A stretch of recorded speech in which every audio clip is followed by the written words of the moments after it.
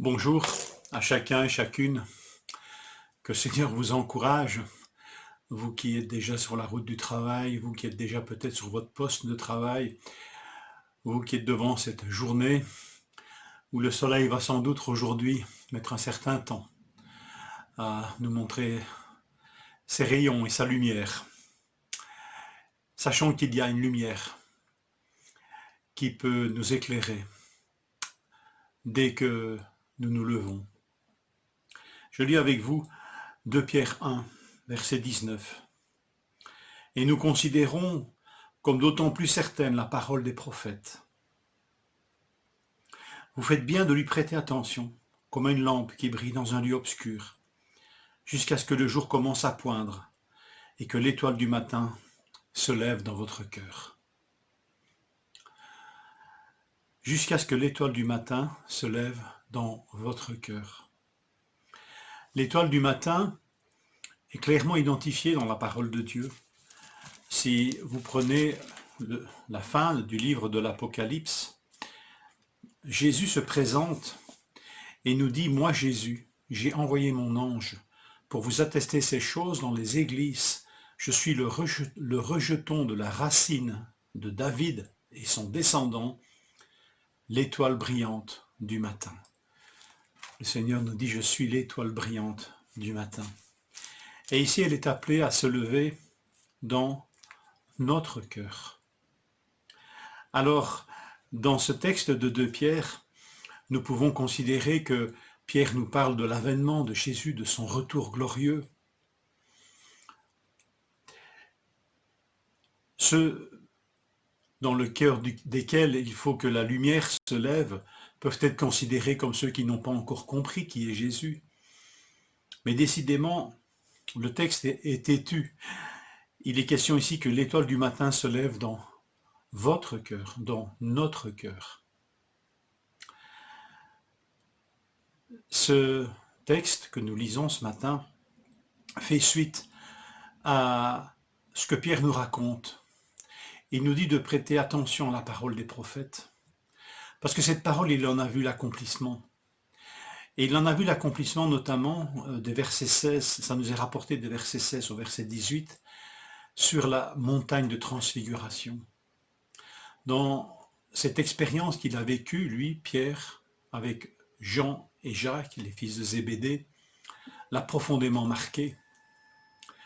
Et il a vu la gloire du Fils, la gloire et en même temps l'accomplissement de toutes ces prophéties concernant le Fils. C'est un pic, c'est un sommet, sans jeu de mots, que cette expérience de la transfiguration qu'ils ont vécue. Et ici Pierre nous dit qu'il va partir bientôt, il sait qu'il mourra, et il veut rappeler aux chrétiens des choses importantes. Et là il leur rappelle ce récit de la transfiguration de Jésus, qui est en quelque sorte une attestation que ce que Dieu dit par les prophètes s'accomplit, et que ce que Dieu dit par les apôtres s'accomplit aussi. Alors, quand je lis ce texte de la transfiguration, qui a tellement marqué Pierre, oui, dit-il, verset 17, il a reçu de Dieu le Père honneur et gloire, quand la gloire magnifique lui a fait entendre une voix qui disait « Celui-ci est mon Fils bien-aimé, qui a toute mon approbation. » Cette voix, nous l'avons nous-mêmes entendue venir du ciel lorsque nous étions avec lui sur la sainte montagne, et nous considérons comme d'autant plus certaine la parole des prophètes. La parole de Jésus, la parole des prophètes. Voilà sur quoi notre foi peut s'appuyer. Et le Seigneur peut, dans sa grâce, nous rappeler des choses que nous connaissons. Nous connaissons peut-être tous le récit de la transfiguration. Nous avons peut-être tous fait ce pas pour que le Seigneur règne dans nos vies comme ce qu'il est vraiment, Seigneur et Sauveur, que Jésus soit notre bien-aimé, celui en qui notre foi repose. Nous avons peut-être tous fait cette expérience, mais l'apôtre dit ceci, comme testament spirituel, je vous prendrai soin de vous rappeler ces choses, bien que vous les connaissiez déjà et que vous soyez affermis dans la vérité présente. Nous connaissons des choses, mais le Seigneur, dans sa grâce infinie, ne cesse de nous les rappeler, afin que l'étoile du matin se lève dans notre cœur. Même quand la nuit se fait longue, quand le jour a du mal à pointer le bout de son nez, il nous est loisible, il nous est permis d'assister à un lever, le lever non du soleil, mais de cette étoile, cette première étoile qui apparaît là, dans le ciel, et qui nous annonce que le jour arrive. Alors cette étoile, elle brille dans la nuit.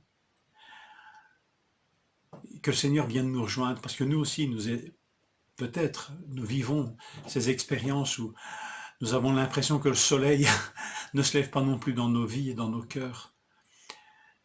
Alors revenons et tournons-nous vers celui, revenons à celui et vers celui qui est cette étoile du matin.